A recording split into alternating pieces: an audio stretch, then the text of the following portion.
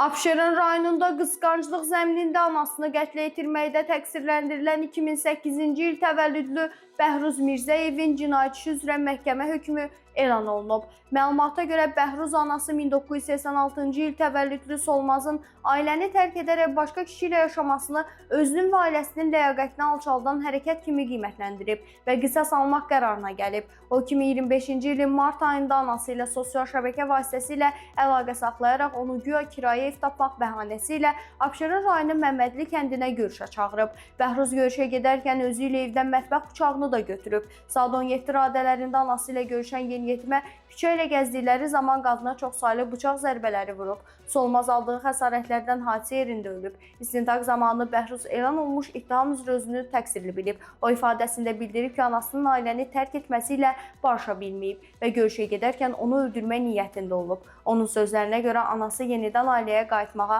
razılaşsaydı, cinayəti törətməyəcəkdi. Bəhruz barəsində Cinayət Məcəlləsinin müvafiq maddəsi ilə ittiham irəli sürülüb. Sumqayıt Ağır Cinayətlər Məhkəməsinin hökmü ilə o 7 il 6 ay müddətinə azadlıqdan məhrum edilib və cəzasını ümumi rejimli tərbiyə müəssisəsində çəkməsi müəyyən olunub. Qeyd edək ki, adlar şərtidir.